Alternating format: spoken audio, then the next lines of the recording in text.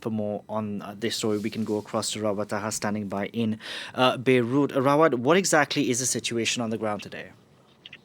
So, what we know for a fact, according to UNIFIL, the UN observers forces located on the border between southern Lebanon and northern Israel, is that the situation is unsafe and unclear.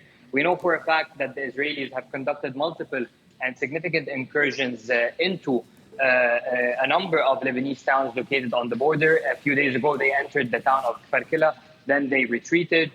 Over the past 2 days, there was a lot of Israeli operations conducted around the town of Maroun al-Ras. However, we don't know until this moment if the Israelis retreated back into Israel or they have full operational control over that village. That is not clear. On the western side of the south, that is the area near the Mediterranean Sea, the area near Nakura. On the Israeli side, there is the town of Rosh Hanikra. There has been significant clashes between Israel and Hezbollah, and yet who has operational control over that area is still unclear. What we know for sure is that there has been multiple limited Israeli incursions into Lebanese territory, operations inside Lebanon, and then a retreat of Israeli soldiers back into Israel.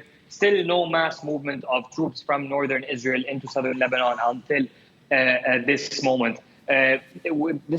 Even with this disarray and with the assassination of all its senior commanders, there seems to be that the forces of Hezbollah located south of the Litani River are still operating in some sort of manner and trying to limit those Israeli incursions, at least until this moment. How things could develop over the next days and weeks is still a question. To what extent do the Israelis plan to invade? That is a question. And how many troops is Israel planning to push into Lebanese territory? That is still a question. But for now, the situation is still unclear, at least according to what officials from the UNIFIL observer forces told us just a while ago. Okay, so what is clear is that Hezbollah is putting up a fight. Now, of course, what has happened over the past few weeks has resulted in a huge amount of displacement from southern Lebanon. Some people have, in fact, been going to neighboring Syria. What do we know about that?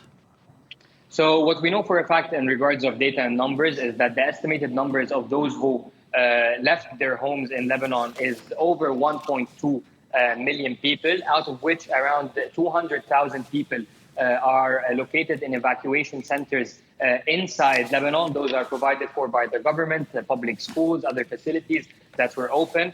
The rest of that number either have found their own way of dealing with the situation, staying with relatives, friends, renting apartments, or other means. However, the interesting number that we have is that up until yesterday, over the past week, around 300,000 people have left Lebanon to Syria, out of which 260,000 people are Syrian refugees. So those Syrian refugees, at least 250,000, so 260,000 Syrian refugees left Lebanon back for Syria, their original country, as well as around 60,000 Lebanese are now considered refugees inside Syria.